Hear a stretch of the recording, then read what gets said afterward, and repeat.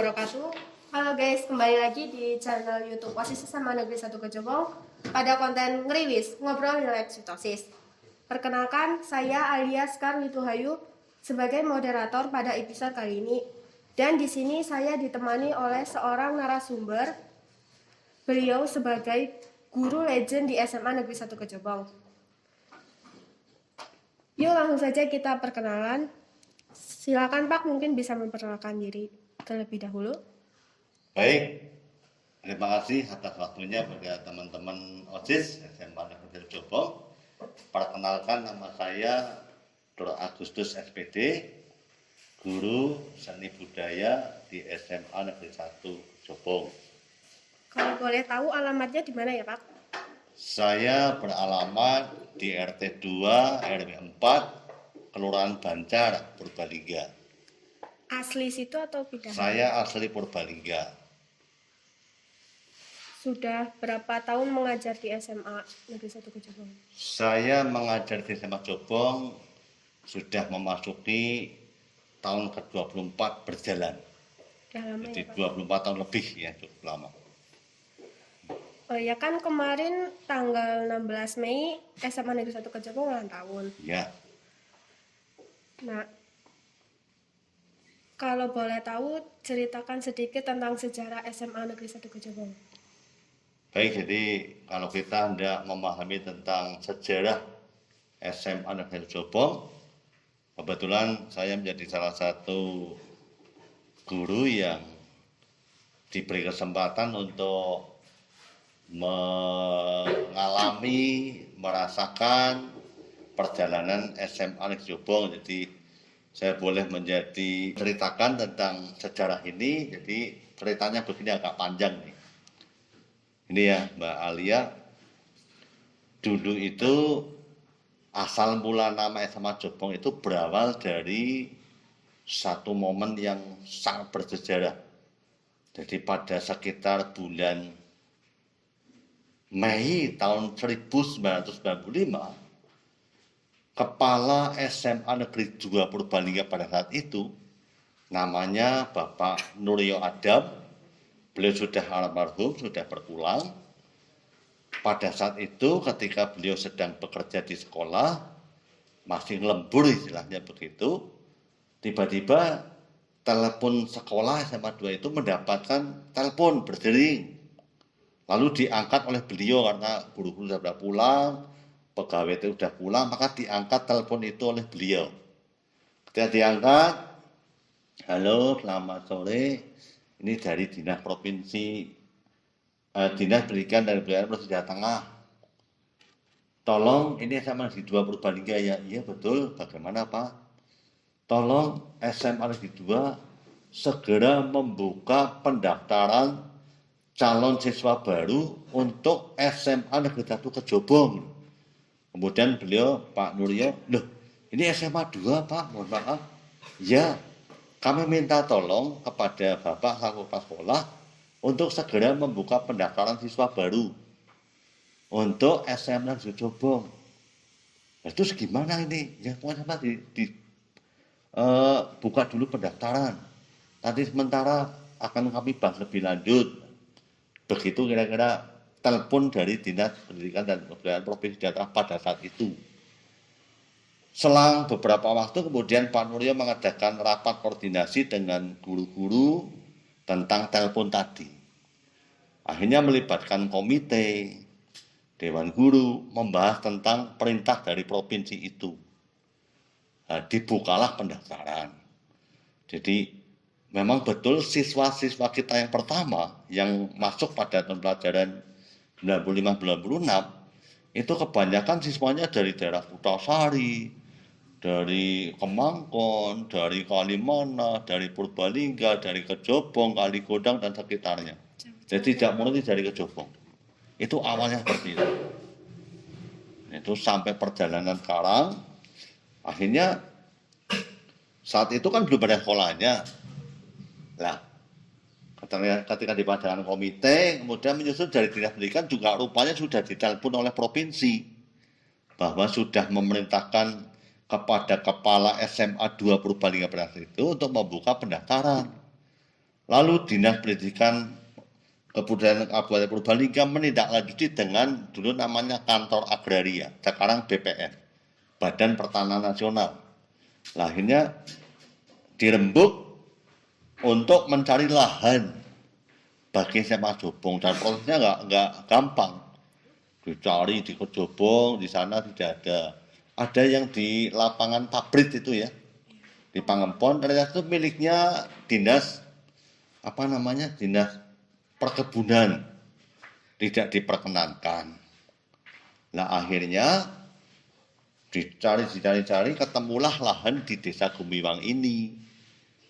Atas pemikiran cukup dekat, tidak terlalu jauh dari Kejobong, masih di wilayah Kejobong, dan kepala desa pas itu Pak Darmo, Pak Manten memperbolehkan.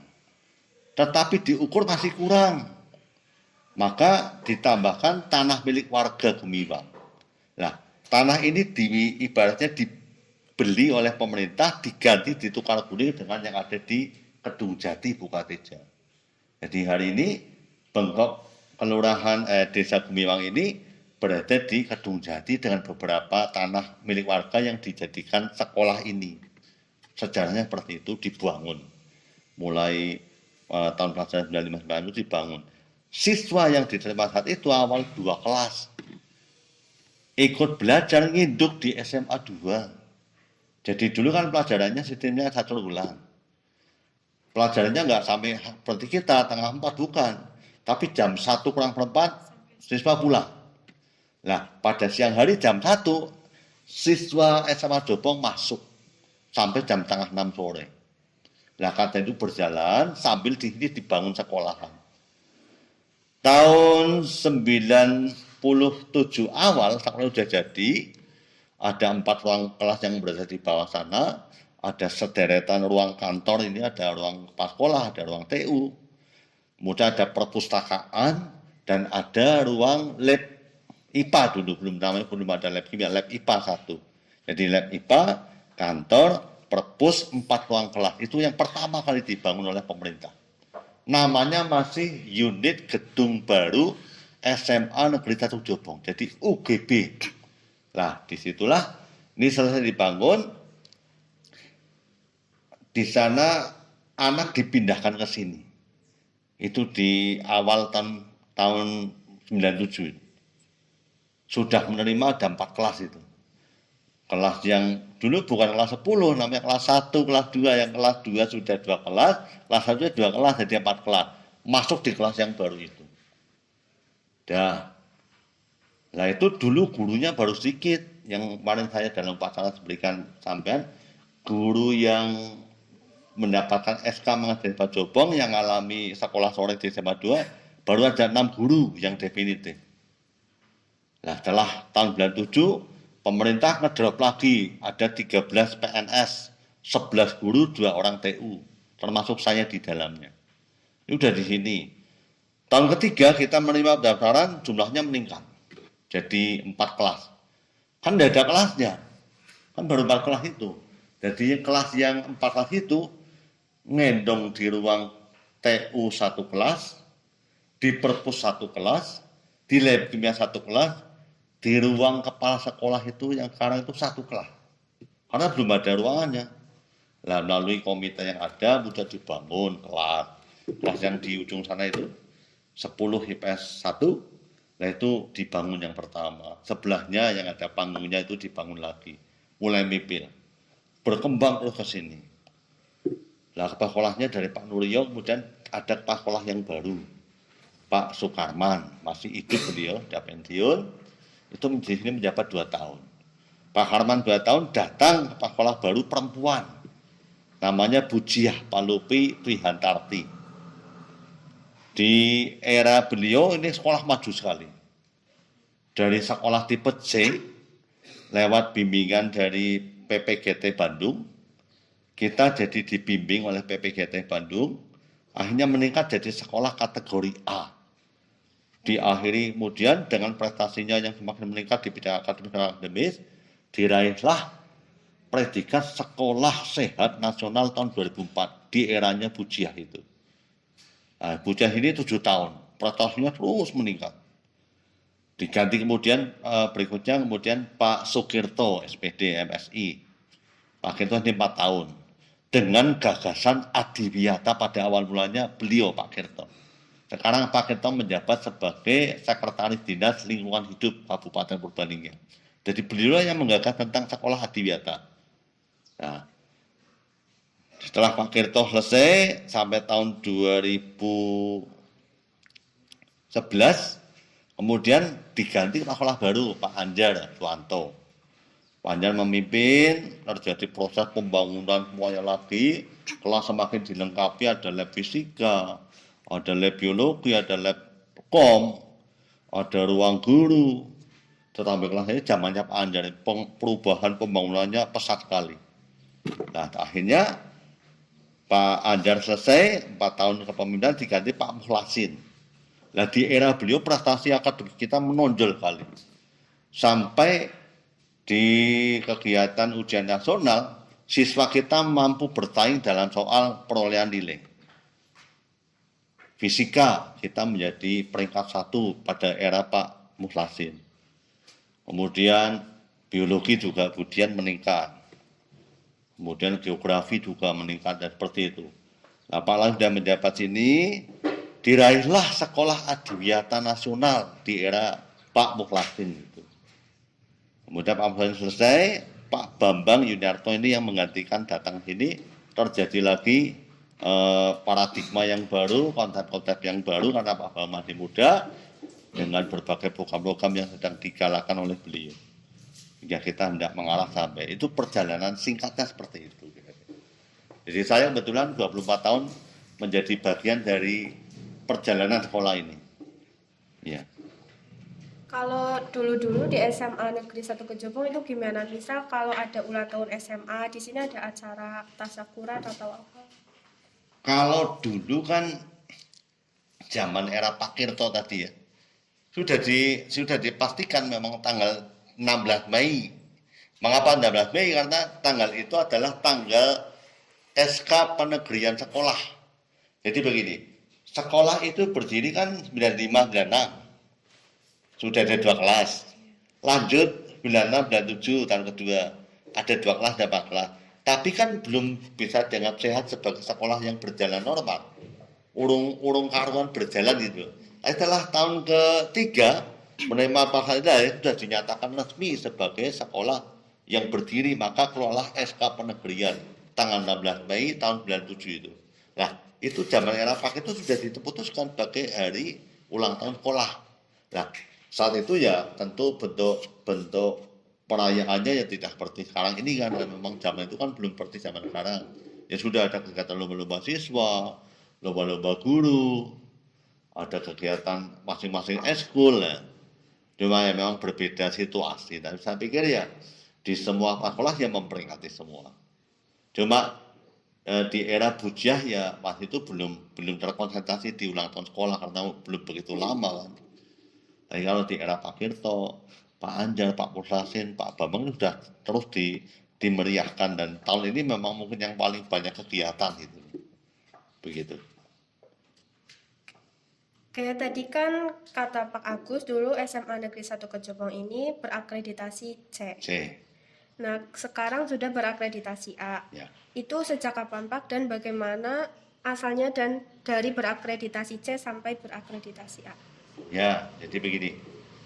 Awal kita berdiri tentu kan masih dan banyak kekurangan, baik dari sisi sarana, prasarana, kemampuan guru, mungkin dari sisi sering melakukan kegiatan workshop, training, itu kan mungkin masih belum begitu kuat kan.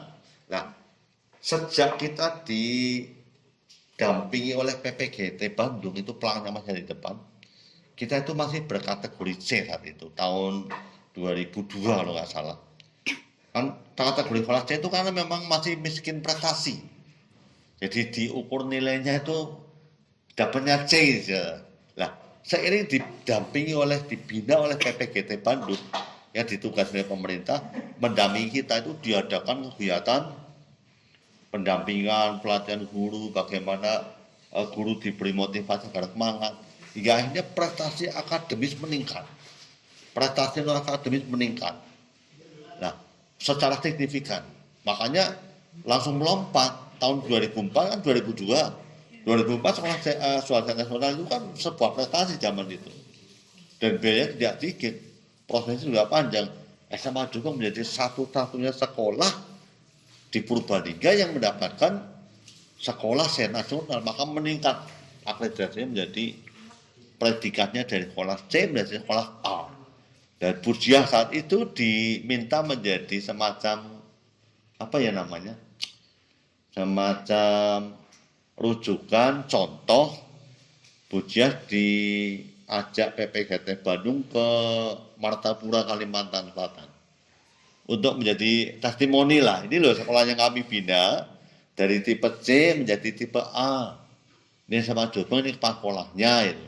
Dan Burjiah dibawa ke Martapura Kalimantan untuk menjadi testimoninya PPGT Bandung. Seperti itu ceritanya.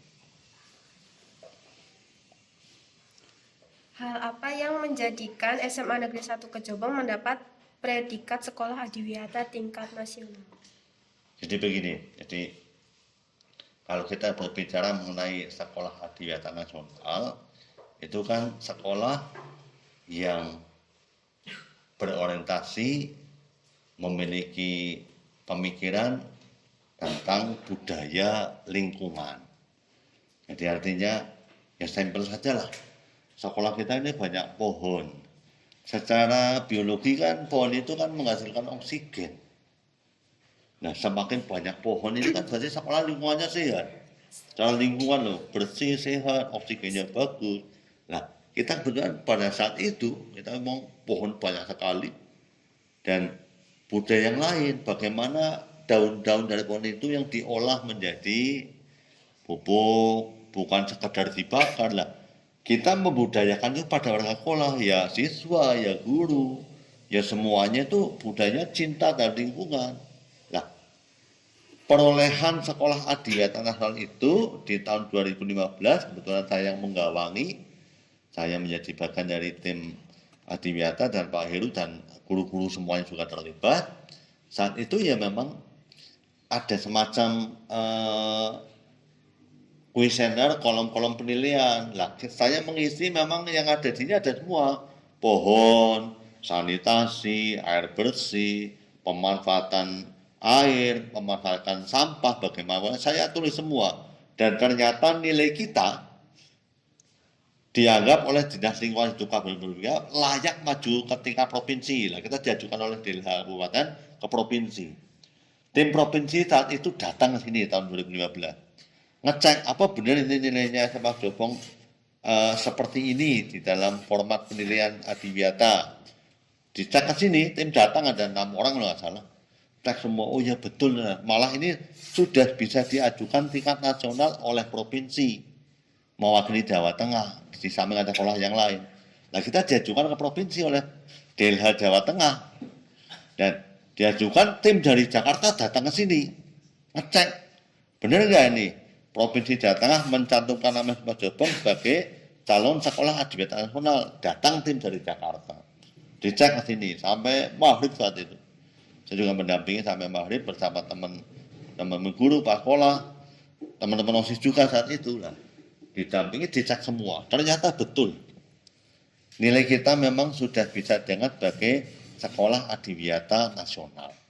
Hingga pada bulan Desember tahun 2015, sekolah kita diundang oleh 2 kementerian, Kementerian Pendidikan dan Kementerian Lingkungan Hidup menerima piagam penghargaan sekolah adiwiyata di Jakarta yang diterima oleh Bapak Mukhlasin di tahun 2015 bulan Desember. Begitu ceritanya.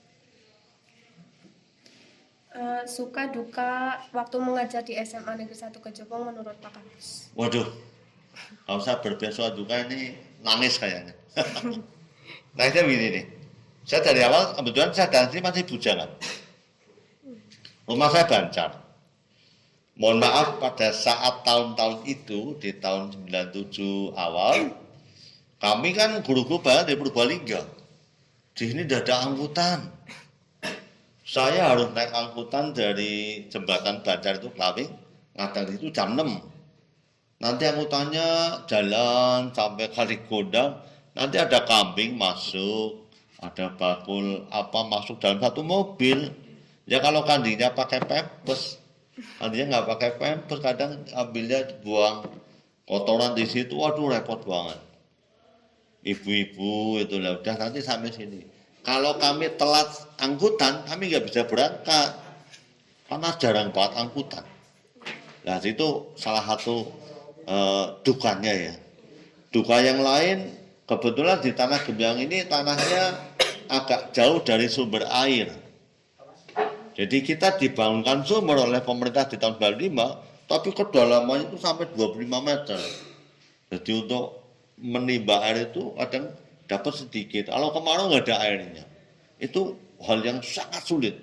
Makanya di era Bujiah, sekolah di nasional, Bujiah punya pemikiran bagaimana kalau sekolah kerjasama dengan Cipta Karya. Lalu membangun sumber air. Kebetulan di desa Gembiwang ada sumber air di Kumbang Sari. Nah kita membangun jaringan air. Ya listriknya, ya paralonnya, kita ngambil dari sana ditarik dengan beberapa mesin sampai di sekolah. Karena ini dukanya nggak ada air. Tapi bagaimana sekolah kita menjadi subur, menjadi hijau karena kita bisa mendatangkan air ke sini, walaupun sangat berat. Kalau sukanya, saya pikir saya di sini seneng, artinya apa? Ya bukan soal saya orang di Pulau, bukan. Suaranya masih alami. Ya orang mengatakan kita di metropolitan ya di tengah kebun itu. Tapi saya pikir bukan sesuatu yang istilahnya merugikan. Saya senang di sini menjadi sebuah sukacita. Kemudian sukacita yang lain, anak-anak yang sekolah di Majobong kebetulan betah. Kalau mereka semangat, mereka mencapai prestasi. Karena kita guru sebenarnya begini. Saya ngajar ada anak yang sudah jadi doktor. Ada Sutio itu di IPDN ngajar Bandung, ada Septi Yuli itu di UNS doktor, masih ada S2 yang lain pada belum saya mau S3 yang di Setan, yang di UGM itu menjadi sukacita bagi guru-guru. Siswanya manut, siswanya berprestasi, siswanya sukses, itu kami senang. Itu luar biasa. Kalau dukanya ya masalah keadaan lah ya. Tapi kalau sukanya jauh menutup duka yang ada. Begitu kira-kira. Harapan untuk SMA Negeri 1 Kejobong ke depannya menurut Pak Agus. Harapan saya untuk SMA Jobong, ya bahasa simpelnya SMA Jobong harus tetap berjaya. Terus berjaya. Berjaya apa? Tidak dengan tanpa usaha, harus kita usahakan semuanya. Siswanya berusaha, gurunya berusaha, siapapun warga sekolah berusaha, komitenya berusaha, masalah Kejobong ini berusaha. Ini kan sekolahnya orang Kejobong, warga Kejobong, bukan hanya guru dan siswa. Warga Kejobong juga harus mendukung ini supaya ini loh asetnya masyarakat Kejobong ini bisa terus berjalan, bertumbuh, ibarat pohon berakar yang kuat, bertumbuh yang bagus, berbuah yang bagus. Hingga nanti warga Kejobong memetik hasilnya. Kan sudah berbangga mahal Jobong, sudah ada doktor, sudah ada yang jadi dokter, sudah yang jadi orang teknik, insinyur, ada orang yang di Setan jadi ahli keuangan, udah jadi anggota TNI, anggota Polri, kan kebanggaan masyarakat Jobong. Nah, harapan saya ya ayo kita openi bareng-bareng, kita pelihara bareng-bareng sama Jobong ini. Jauhkan dari hal-hal ambisi-ambisi yang tidak penting gitu. Saya gurunya fokus mengajar. Bagaimana saya meminterkan anak-anak di bidang saya baik guru seni budaya, anak dipelajari dengan betul. Nah semuanya bergerak seperti itu, harapan saya ya Jobong menjadi tetap jaya. Jadi semuanya harus turun tangan, semuanya harus terjun, ngopeni sama Jobong ini. Begitu. Oke, sekian dari saya. Dan selamat ulang tahun untuk SMA Negeri 1 Kejobong yang ke-24. Semoga SMA Negeri 1 Kejobong semakin jaya, semakin berprestasi. Sekian, terima kasih. Wabillahi taufiq wal hidayah. Wassalamualaikum warahmatullahi wabarakatuh. Salam.